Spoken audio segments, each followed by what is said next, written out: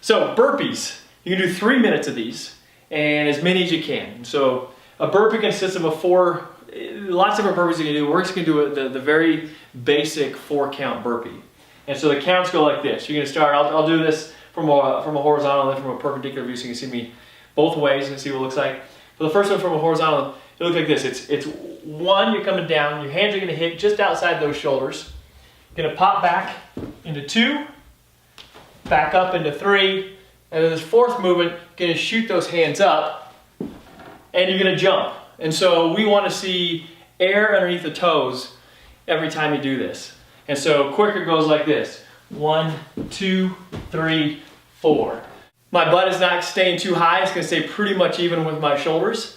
The other thing to look at is as you come up, really use those hands to create momentum to get those toes off the ground. So 1, 2, 3, 4. If I'm coming at you, it's looking like this. 1, 2, 3, 4, and that's 1. And so that whole movement is 1. How many of those can you do in 3 minutes?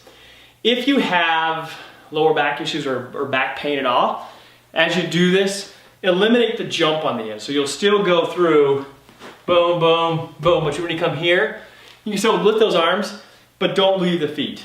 And so you don't have to worry about that impact afterwards when you come back down. Because then we go into push-ups. And so if you're doing this as a partner, it's easiest, what we'll do is we'll use a fist as a measurement of how far to go down that push-up. And so we're looking to come down about 90 degrees, and so hopefully you can hit that fist about that point. If you don't have a partner, which I don't today, there's other things you can do. You really just go around and find something that is, take your fist, that is about that size. No double fist, we don't want to cheat like that, come on. And so find something that's about a fist height, and you go through. I found a dumbbell that comes out to about that height, and that is going to work for me as I'm demonstrating this solo today. And so I'm going to put that down. Do a couple tests to make sure that your partner's fist is placed right, or that whatever it is that you're using, so that you can just really get in the hammer of these. As you do these, we don't want our hands too wide. We want them just barely outside of shoulder width. Going too far out, we're going to work that outer pec. Go too far in, it turns into more of a tricep movements, and so we're looking to hit the core muscles of the chest, the biceps, the triceps, some of our shoulders in there. And so that's what we're looking to measure in this. So just outside those shoulders, we're gonna go ahead, a good push-up position is here. Once again, those hips, not gonna come too low, we can hurt that lower back. Too high, we're getting into a different form, and that's a sign that you're getting tired. And so we wanna go ahead and stay right here. You're gonna come down, hit that mark, whatever it is, and come right back up. And do as many of those as you can in 60 seconds.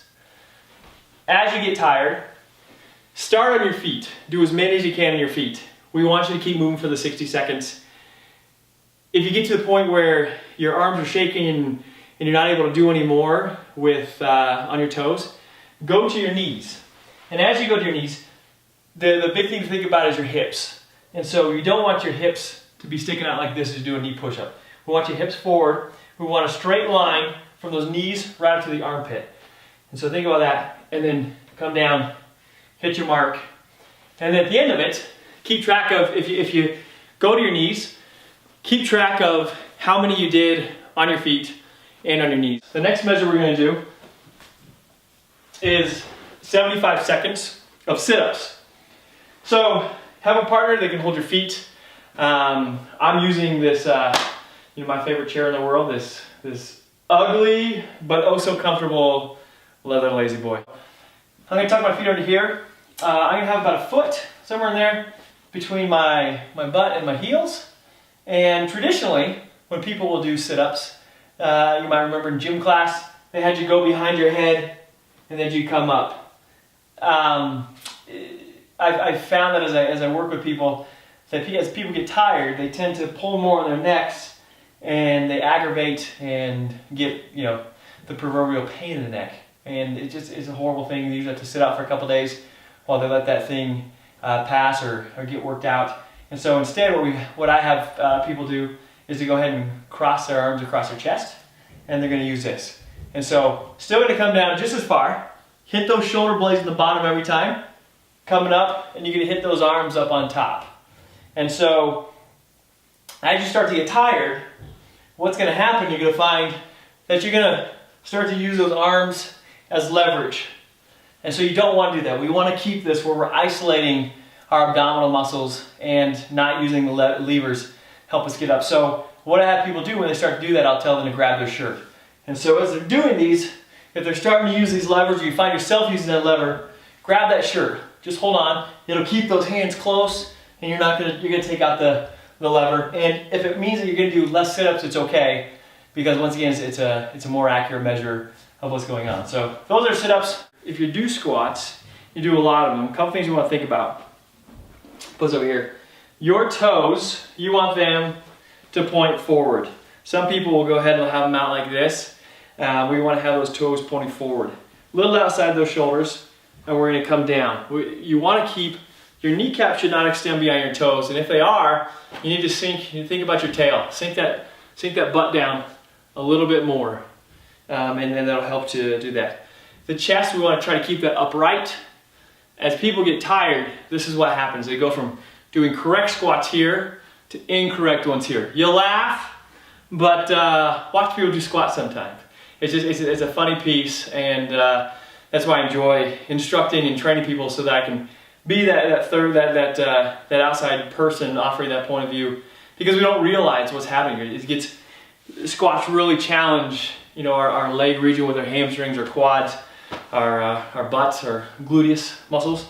And so what happens is we do a little bit of bend, and then we start to come down here. And so to fix that, what we're doing is that I have an 18-inch cone. Whatever works for you. It could be Tupperwares in your house that you can stack up, some storage containers. Put a couple of those will be 18. It doesn't have to be exactly 18. The idea is that we want to get to about 90 degrees where we're down here. And so what this is this going to be an objective mark, how far to come down before I can come back up. And so I line it up over my leg or my butt and come down, find that measure, come down right there, and that's 1. As you come up, you want to make sure you lock out those legs. Boom.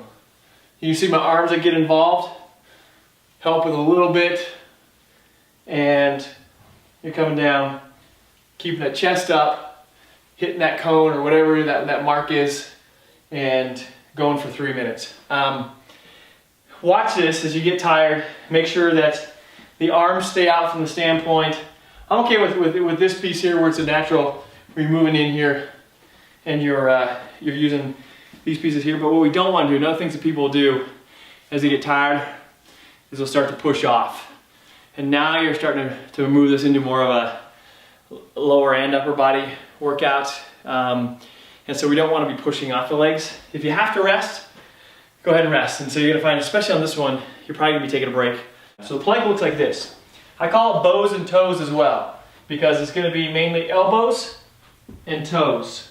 And so, come out here. And so we're going to stay here, those hands on the ground, the elbows are down, and the feet are down. You want to keep those hips, once again, just right there about level with those shoulders. Not too low, because you can see that the strain will put in the lower back. What's going to happen, and I give people one warning when they're doing their PT test with me, is that this is what happens when you get tired, is that your butt starts to raise. And so pay attention to that and keep it here. And go until your knees come down or you just collapse. You'll find yourself start to shake and stuff. Shaking does not necessarily mean that you're done, but it's you can still go if you're shaking. We're excited for this journey. Congratulations on starting, excited, and go get it. Good luck.